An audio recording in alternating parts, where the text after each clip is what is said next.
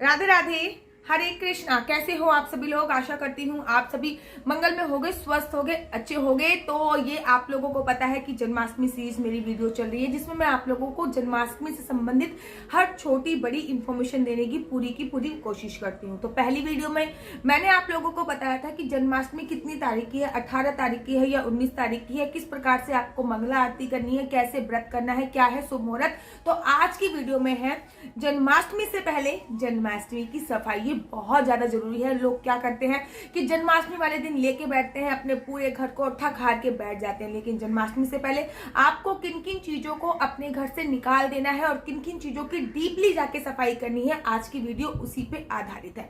मैं हमेशा बोलती हूँ, वैसे तो कोशिश कीजिए कि आप अपने घर पे कभी भी मकड़ी के जो जाले होते हैं वो ना लगने दें। अभी भी देखिए, जब मैं आपसे बात कर रही हूँ ना मकड़ी की, तो मेरा ध्यान अपने कमरे की तरफ गया है। तो मकड़ी के जाले कभी भी ना लगने दें। हर बार मकड़ी के जाले आपको साफ करते रहने चाहिए, महीने में या फिर 15 दिन में, जैसे भी आपके घर पे लगते हैं। जिनके घर पे ज्यादा मकड़ी के जाले लगते हैं उनके घर पे दरिद्रता का ज्यादा वास होता है। तो जन्माष्टमी से पहले आपको क्या करना है, अपने घर के एक एक कोने में झांक झांक के देखना है कि कहीं आपके घर पे मकड़ी के जाले तो नहीं लगे। अगर आपके घर पे भी मकड़ी के जाले लगे हैं तो उनको हटाने का जो सबसे सही दिन होता है वो होती है अमावस्या। या तो अमावस्या पर आप मकड़ी के जाले हटा लीजिए, नहीं तो सैटरडे को आप मकड़ी के जाले 100% हटा लीजिए, क्योंकि जन्माष्टमी से पहले आपको घर में पूरी तरीके से पॉजिटिव वाइब्रेशंस चाहिए। क्यों भाई, लाला का जन्मदिन आने वाला है, तो आपको अपने घर में सकारात्मक ऊर्जा नहीं चाहिए। कुछ ऐसे उपाय मैं बताने जा रही हूँ जिससे आपको घर को, कुछ चीजों को बाहर थ्रो आउट करने से, फेंकने से जन्माष्टमी में भरपूर सकारात्मक ऊर्जा का समावेश आपके घर पे होने वाला है।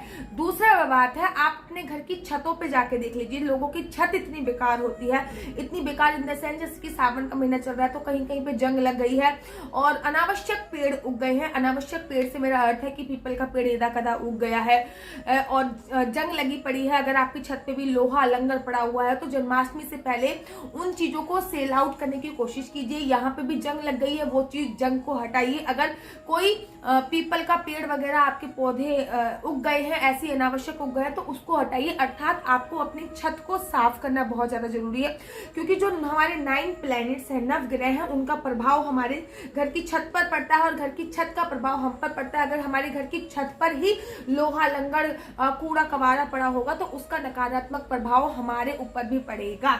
तीसरी और बहुत ज्यादा इंपॉर्टेंट बात, आप इस समय पे अपने मंदिर की सफाई अवश्य कर लीजिए। कोई भी सैटरडे संडे देख के आपको मंदिर को डीप क्लीन करना है।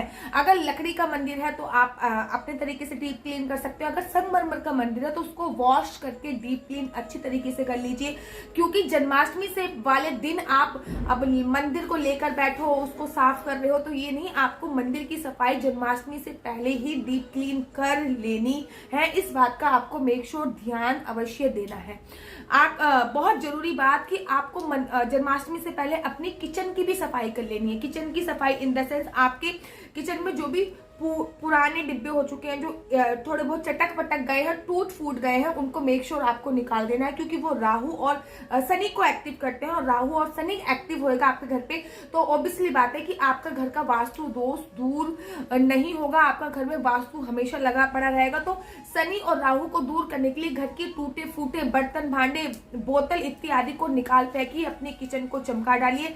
और किचन, कहते हैं ना कि किचन सुव्यवस्थित रहती है तो मंगल ग्रह बहुत ज्यादा स्ट्रांग होता है, और मंगल ग्रह जब स्ट्रांग होता है तो वो सब चीजें मंगल ही मंगल कर देता है। अब बात कर लेते हैं आपके ड्राइंग रूम की या फिर बेडरूम की या कहीं की भी। यहाँ पे भी आपकी अलमारी स्थित है तो देख लीजिए कि आपकी अलमारी में ऐसे गुड़ी मुड़ी कपड़े ना पड़े हों, वो सारे व्यवस्थित बने होने चाहिए, सारे व्यवस्थित ढंग से लगे होने चाहिए। इस बात का आपको ध्यान रखना है कि आपके कोई भी कपड़े ऐसे हैं जो कि सावन के महीने में थोड़े से खराब हो गए हैं या फिर अच्छे नहीं, तो उनको निकाल रखिए, उनको बाहर रख दिए। जो आप यूज नहीं कर रहे हैं 2-3 साल से, उन कपड़ों को भी निकाल दीजिए, क्योंकि उनको आपने अगर 2-3 साल से यूज नहीं करा तो मेक श्योर वो आप यूज करेंगे नहीं, वो आपके ग्रह ही खराब कर रहे हैं और कुछ नहीं कर रहे, तो उनको भी आपको निकाल देना है और किसी जरूरतमंद बंदों को जरूर और जरूर दान दे देना है।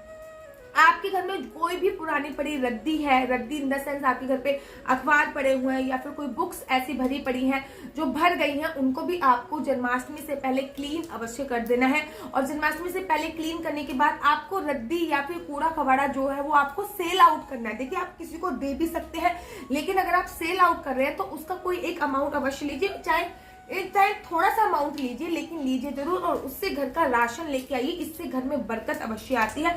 रद्दी का सामान जो सेल आउट करने का सबसे अच्छा दिन होता है वो शनिवार होता है, कि शनिवार को आप अपने घर की सफाई करके, अमावस्या को आप अपने घर की सफाई करके और इसको सेल आउट अवश्य कर, इन चीजों को सेल आउट करके आप किचन का सामान लेके आ सकते हो। आटा तो मोस्ट ज्यादा इंपॉर्टेंट होता है। आपको अपने घर के सोफे के कवर जो वगैरह इत्यादि है सब चीजें धो देनी है। मतलब पूरे घर में आपकी जो बेडशीट है, आपके जो पर्दे हैं वो धो देनी है। और या फिर जन्माष्टमी वाले दिन आपको नया ये सब कुछ बिछाना है, क्योंकि भाई जब कोई मेहमान आता है तो फिर आप इतनी सारी डेकोरेशन करते हो, लेकिन जब आपके घर में साक्षात भगवान आ रहे हैं तो सोचिए आपको कितनी डेकोरेशन करने की आवश्यकता है। अर्थात आपके घर पे जो भी आपके सोफे के कवर हैं, आपके पर्दे हैं, आपकी बेडशीट है, इन सबको आपको धोना है और धोने के बाद सुखाना है। और जन्माष्टमी वाले दिन अगर नई बिछा सकते हो, नई इन द सेंस जो स्पेशली हम लोग निकाल के रखते हैं कि हाँ जब कोई गेस्ट आएंगे तब उनको निकालेंगे, तो वो चीज आप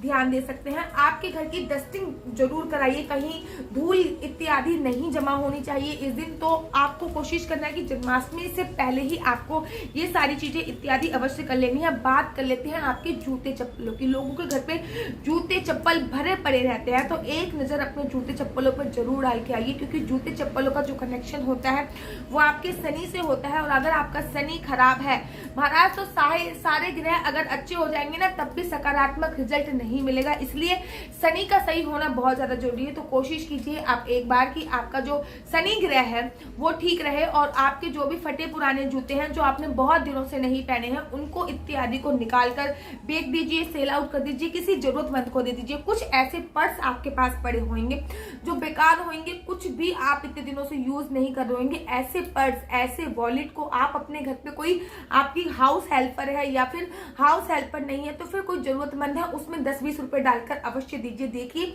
आपको कितनी ज्यादा ब्लेसिंग्स मिलती हैं जन्माष्टमी से पहले। तो जन्माष्टमी से पहले आपको इन चीजों की जरूर सफाई करनी है। एक चीज और मैं आपको बता देती हूँ, वो है मोस्ट इंपोर्टेंट, लोग उसकी सफाई करना ही भूल जाते हैं, वो होती है आपकी अलमारी की जो ऊपर का हिस्सा होता है। बहुत सारे लोगों की जो अलमारी के ऊपर का हिस्सा होता है उस पर धूल जमी होती है, ड्रेसिंग टेबल के ऊपर का हिस्सा होता है उसमें धूल जमी होती है, लेकिन उस तक कोई नहीं पहुंचता है। आपके घर पे कोई ताड़ वाड़ होती है उसमें धूल जमी होती है, तो आपको अपने घर की, मैं कह रही हूँ ना, डीप क्लीनिंग करनी है। वैसे तो ऊपर से डस्टिंग तो सभी लोग नित्य प्रतिदिन कर लेते हैं, लेकिन डीप क्लीनिंग बहुत ज्यादा जरूरी है।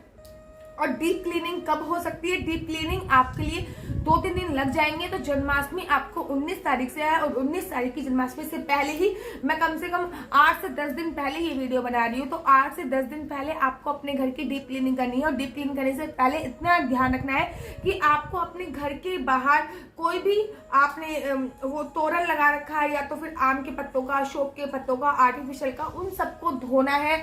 और धोने के बाद जन्माष्टमी वाले दिन दोबारा से टांगना है। घर के बाहर की जो दीवारें हैं उनको क्लीन करना आवश्यक है, क्योंकि जन्माष्टमी वाले दिन वहां पे आपको स्वास्तिक बनाना बहुत ज्यादा जरूरी है, रंगोली बनाना बहुत ज्यादा जरूरी है। तो नेक्स्ट वीडियो में मैं आप लोगों के लिए बताऊंगी कि जन्माष्टमी से पहले आपको क्या क्या चीजें अपने घर पर अवश्य और अवश्य लेके आनी है, क्योंकि तो जन्माष्टमी की सीरीज आपको बहुत अच्छी लगने वाली है। आशा करती हूँ कि मेरी जो ये जन्माष्टमी की सीरीज है इसको आप लाइक करेंगे, शेयर करेंगे, सब्सक्राइब भी करेंगे, क्योंकि मैं एवरी डे जन्माष्टमी तक आप लोगों के लिए एक वीडियो लेके आने वाली हूँ जिसमें मैं आप लोगों को जन्माष्टमी से संबंधित सारे छोटे बड़े डाउट क्लियर करने वाली हूँ। तो आपको मेरी वीडियो अच्छी लगती है तो आप में अपना यूट्यूब चैनल हरि बोल को लाइक शेयर सब्सक्राइब करना बिल्कुल भी मत भूलिए। तब तक के लिए मुझे दीजिए इजाजत। राधे राधे, हरे कृष्णा, हरि बोल।